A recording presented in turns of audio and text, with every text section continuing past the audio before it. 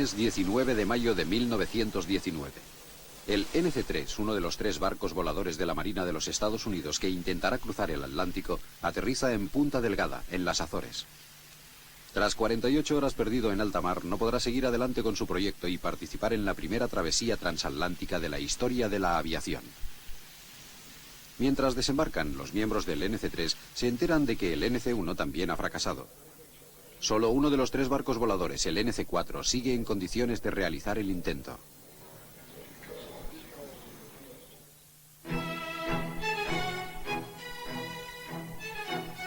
El Museo del Aire y del Espacio de la institución smithsoniana es el más visitado del mundo. Su colección cuenta con algunos de los aviones y vehículos espaciales más importantes de la historia. Aviones que fueron diseñados, construidos y pilotados por hombres y mujeres que contribuyeron a expandir las fronteras del mundo de la aviación.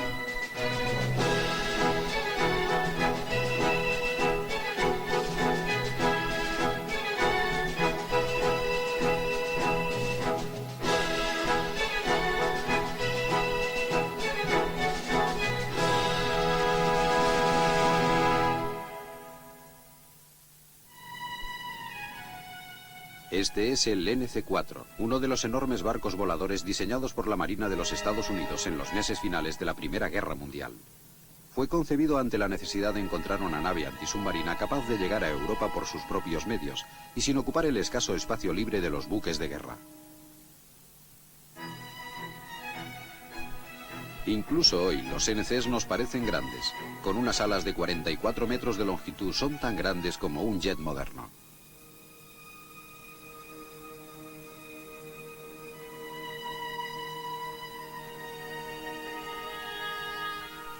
Los NC eran híbridos que combinaban tecnología aérea y marina. Dotados de un gran casco en vez de fuselaje, sus montantes y cables recordaban al mástil y los aparejos de un barco. La Marina americana planeaba efectuar el primer vuelo a través del Atlántico en uno de estos barcos voladores. Esta es su historia.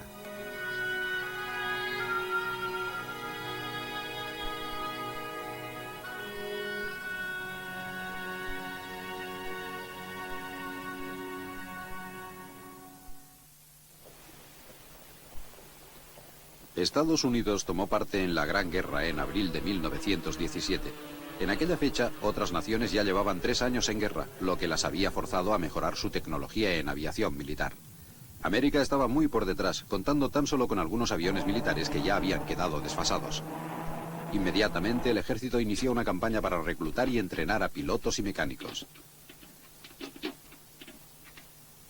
Los campos de las universidades fueron habilitados para reuniones y se construyeron campos de aviación en todo el país.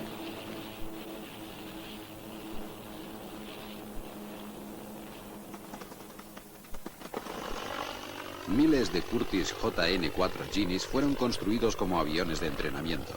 El bombardero británico Airco de Havilland DH-4 fue uno de los 3 diseños de aviones europeos elegido para la producción en cadena. La producción del DH-4 se contrató con 3 compañías diferentes, cada una con plantas capaces de producir varios miles de aeroplanos y con la producción en cadena. Sin embargo, surgieron problemas para adaptar el diseño a la normativa americana.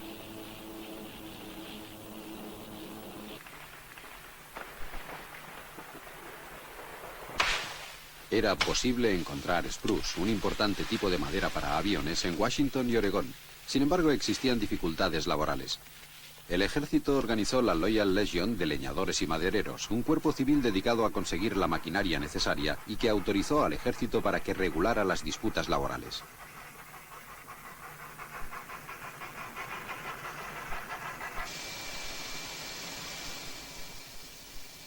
Se movilizó a la industria americana para alcanzar una cuota de producción de materiales suficiente para cubrir su propia demanda y la de sus aliados.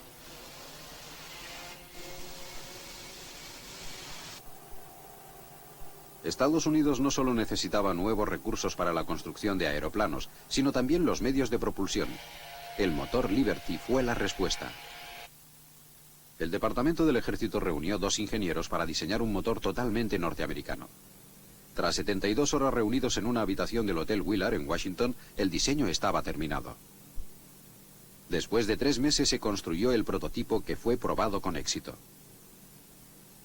El motor Liberty tenía 12 cilindros que le proporcionaban una fuerza de 400 caballos. Al principio surgieron algunos problemas para adaptar los mecanismos del motor a la alta tolerancia de los motores de avión, pero finalmente se fabricó en grandes cantidades. El Liberty era capaz de propulsar un DH-4 a una velocidad muy superior a la de los aviones enemigos. Sin embargo, antes de que este motor pudiera tener un impacto en el mercado, la Primera Guerra Mundial había terminado. De pronto, la actividad de las fuerzas aéreas de las naciones en conflicto disminuyó radicalmente. Los que sobrevivieron a la Primera Guerra Mundial, claro que los alemanes no sobrevivieron, pero la RAF surgida durante la Primera Guerra Mundial como una fuerza aérea independiente y el Servicio Aéreo Americano, que también deseaba convertirse en una fuerza independiente, tuvieron que resolver algunos problemas. El más grave fue demostrar su derecho a vivir, por así decirlo, demostrando que podía realizar hazañas impresionantes que podían ser de gran utilidad.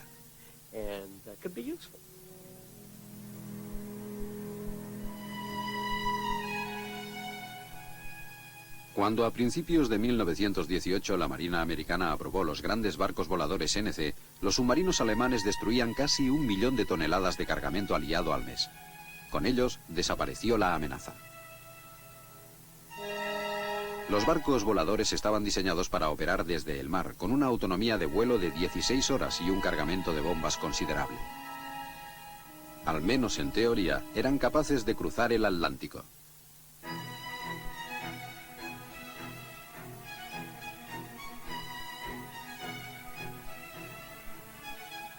Gracias a un contrato con Glenn Curtiss, 4 de los barcos voladores NC fueron ensamblados en la nueva fábrica de Garden City, Long Island. Muchos de sus componentes fueron construidos por otros contratistas y llevados a Garden City para el montaje preliminar. La fábrica solo podía albergar la construcción simultánea de 2 NC. El progreso del NC-1 había sido lento.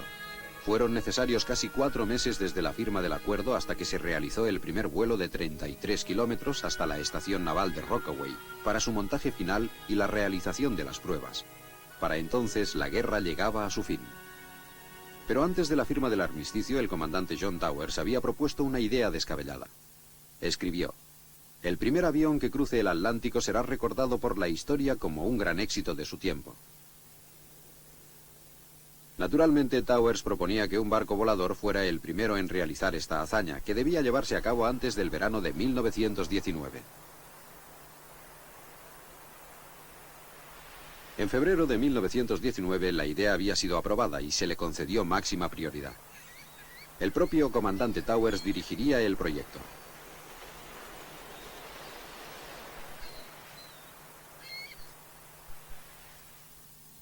La salida de la estación naval de Rockaway se había fijado para el 1 de mayo de 1919, sin embargo en los meses anteriores a esta fecha surgieron graves problemas.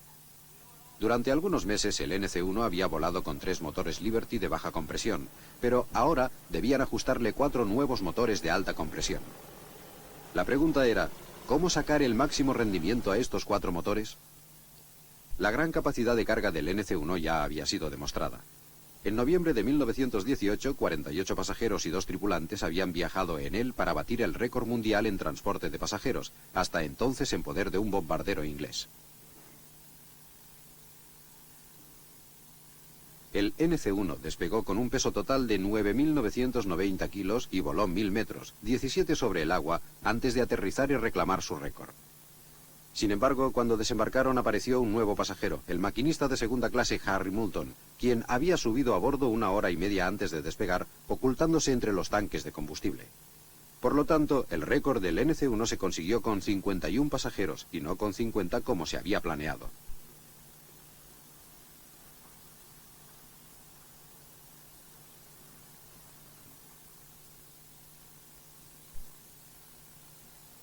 Sin embargo, durante los preparativos del NC-1 no todo fueron éxitos. En marzo de 1919 una tormenta lo hizo encallar en la bahía de Jamaica y el ala inferior quedó totalmente destruida. En aquella fecha, la última de las alas de los 4 barcos ya había sido entregada y las plantillas desmanteladas. Era imposible construir otra dentro del plazo disponible. Se decidió utilizar una del NC-2 de construcción más pesada, pero que siguió en activo realizando pruebas de consumo de combustible hasta que el NC-3 estuvo disponible.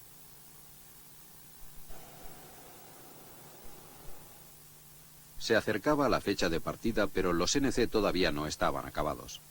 El NC-3 y el NC-4 seguían en la fábrica Curtiss de Garden City.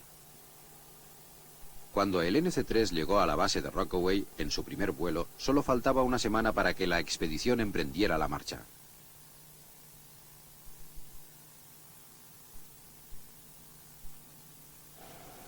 Con el NC-4 todavía en construcción, era evidente que no podrían despegar en la fecha prevista. Pero una expedición tan compleja era difícil de retrasar. Las naves de refuerzo ya se encontraban en el Atlántico para colaborar en la navegación y la información meteorológica. Ocupaban sus posiciones, pero no podían permanecer allí indefinidamente. Cuando el NC-4 estuvo terminado, la expedición se había retrasado hasta el 8 de mayo. Cada retraso aumentaba las posibilidades de que otro intentara cruzar el Atlántico, fomentadas por el periódico inglés Daily Mail, que ofrecía 10.000 libras como recompensa a quien lo consiguiera. La expedición NC no era independiente, ya que la financiaba la Marina, pero Inglaterra tenía varios contendientes, y a los americanos les preocupaba que algunos de ellos lo consiguieran. Los últimos días antes de la marcha estuvieron llenos de contratiempos.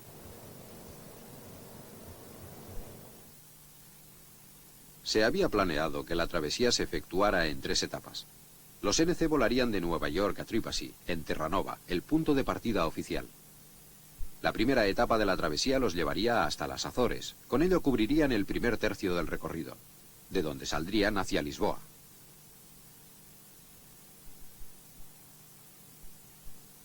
En la estación naval de Rockaway se trabajaba sin descanso para completar a tiempo la puesta a punto de las 3 naves. El 1 de mayo, la fecha de partida inicial, el NC-4 realizó su primer vuelo. Las pruebas de vuelo con el NC-3 habían demostrado la necesidad de introducir algunos cambios, incluidos en el NC-4 y en el recientemente convertido NC-1. El equipo trabajó sin descanso para que los 3 barcos voladores estuvieran en condiciones de realizar con éxito su difícil misión.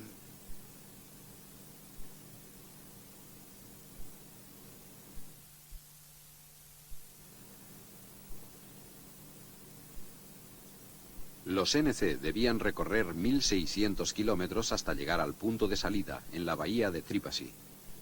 Después sobrevolarían el Atlántico Norte, con su clima impredecible y kilómetros de monótonas olas. El 3 de mayo todo parecía estar listo para el despegue, y el comandante Towers reunió a los oficiales y a la tripulación en una ceremonia oficial.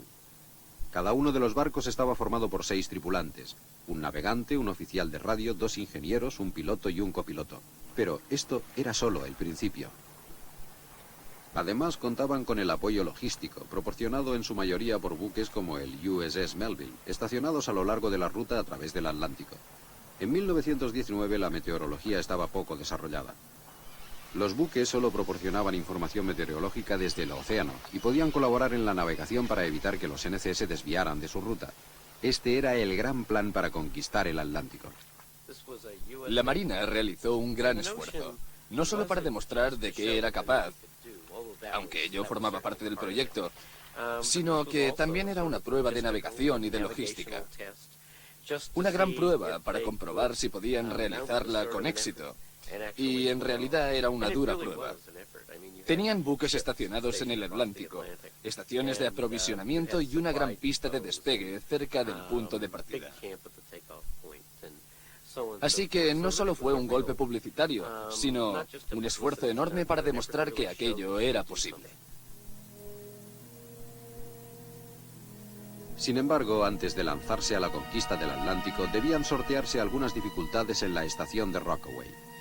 La madrugada del 5.º día, el NC-1 se incendió. El fuego alcanzó al NC-4, dañando el elevador.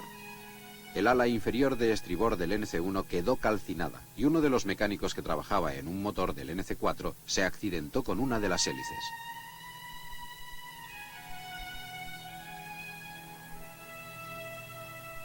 Afortunadamente, la madrugada del 8 de mayo el tiempo era bueno, y los 3 barcos estaban en condiciones de iniciar la expedición.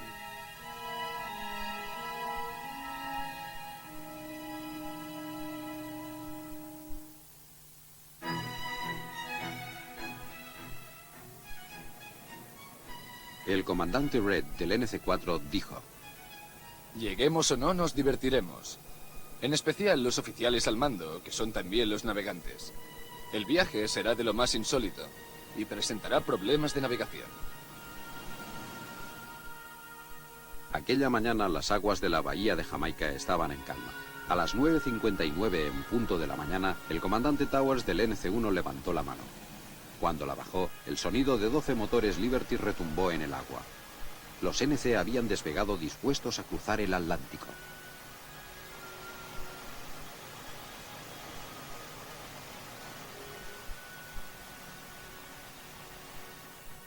Entre la tripulación del NC-4 se respiraba cierta inquietud.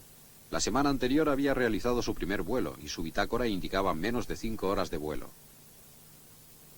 El largo trayecto hasta la bahía de Tripasí, en Terranova, era su oportunidad para resolver cualquier imprevisto antes de intentar atravesar el Atlántico. Sin embargo, existían otros peligros, además de las condiciones de vuelo, a los que también deberían enfrentarse. Una cosa es el aburrimiento, pero en los largos trayectos con el ronroneo del motor y poco que hacer, es difícil no quedarse dormido. En un avión como este, permanecer despierto y alerta se convierte en una auténtica batalla. Además, normalmente tienes calambres. Después de largas horas en la misma posición, uno se queda completamente entumecido. A veces parece que jamás podrás volver a mover las piernas.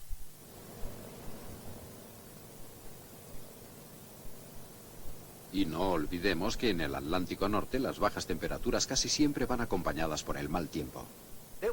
Era terrible estar en la cabina exterior. Era durísimo con aquel viento. Ráfagas constantes de 128 o 130 kilómetros por hora golpeándote la cara. Y la lluvia puede cortarte la cara si no llevas ningún tipo de protección. Fue realmente muy duro.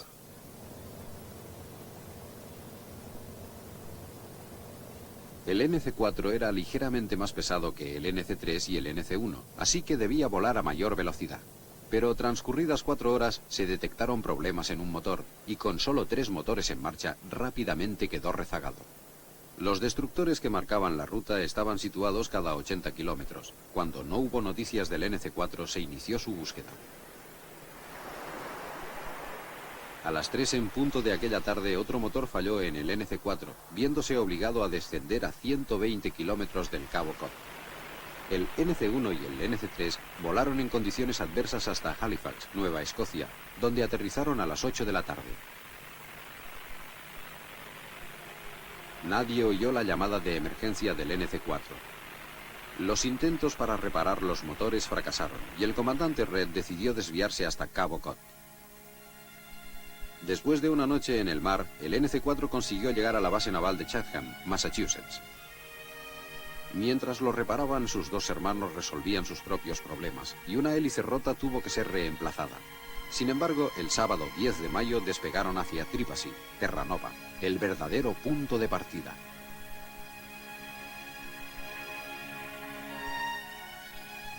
Los motores del NC-4 fueron reparados, pero la climatología adversa les impidió abandonar Chatham. La tripulación temía que los otros 2 NC iniciaran la marcha sin ellos. El 15 de mayo llegaron a la bahía de Tripasí y al día siguiente los 3 barcos voladores despegaron juntos dispuestos a conquistar el Atlántico. Aunque, por lo menos al principio, el Atlántico era el conquistador. El segundo día el NC-3 bajó al mar para fijar su posición y no pudo volver a despegar. El NC-1 también se había perdido y tuvo que realizar un aterrizaje sobre olas de más de 4 metros. Para ellos el viaje había terminado. El NC-3 pasó 48 horas en alta mar flotando en dirección a las Azores. Un lunes por la tarde, el 19 de mayo, azotado por el viento y las olas, el NC-3 llegó a la base de Punta Delgada.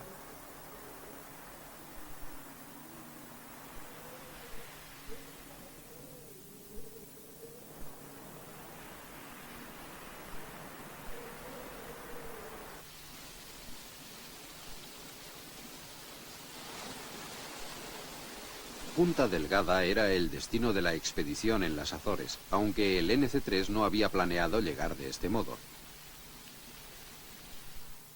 De regreso al Atlántico, la tripulación del NC-1 había sido rescatada, pero el barco volador se hundía.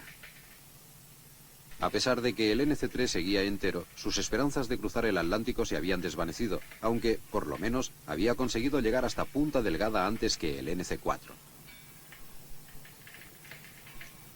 Este último había volado directamente hacia las Azores, pero a causa de la niebla, había aterrizado en Horta, otra de las islas.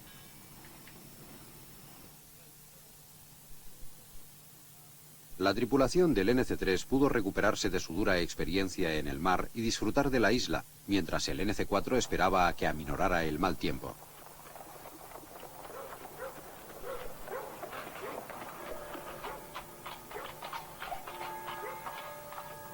La mañana del 20 de mayo, las condiciones climáticas en Horta eran favorables, y el NC-4 despegó en un corto trayecto hasta Punta Delgada.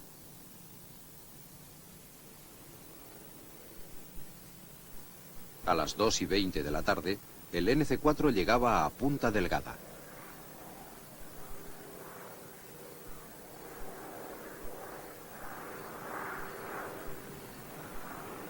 Con el NC-1 en el fondo del Atlántico y el NC-3 incapacitado tras la prueba en el mar, la única esperanza de la Marina era el gran barco volador de la Curtis.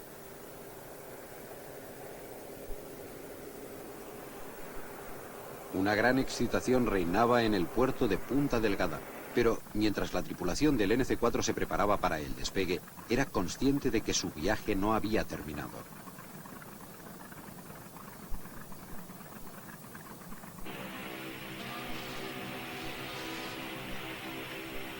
Teóricamente habían pasado lo peor, pero todavía les faltaba llegar a Portugal. Una semana después, el NC-4 despegó con una nueva línea de destructores marcando la ruta hacia Lisboa, su destino final.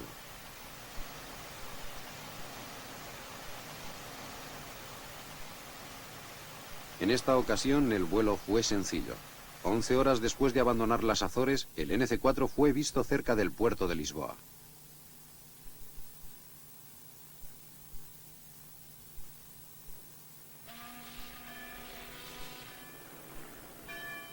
El Atlántico había sido cruzado por aire y la ciudad era una fiesta.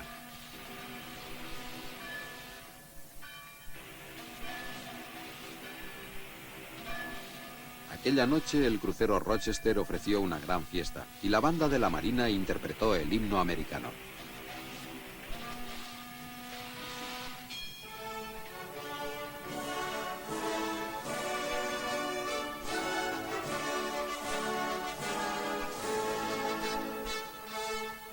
Sin embargo, pese a la alegría del triunfo del teniente comandante Reed, se respiraba una cierta tristeza por el fracaso del líder de la expedición, el comandante Towers, cuyo NC-1 yacía en el fondo del océano, y a quien el secretario de Marina había persuadido para que intentara cruzar el último trayecto a bordo del NC-4.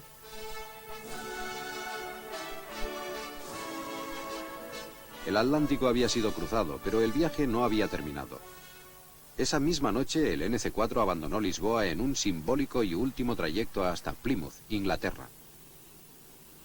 El punto de partida de los padres de los peregrinos que se habían embarcado en una aventura similar hacia el Nuevo Mundo 299 años antes.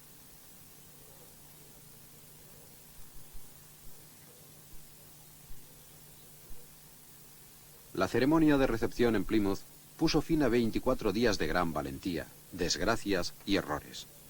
Sin embargo, a pesar del clima y gracias al enorme esfuerzo logístico, por primera vez se había sobrevolado el Atlántico. Y el gran barco volador Curtis, el NC-4, con 6 tripulantes, lo había conseguido.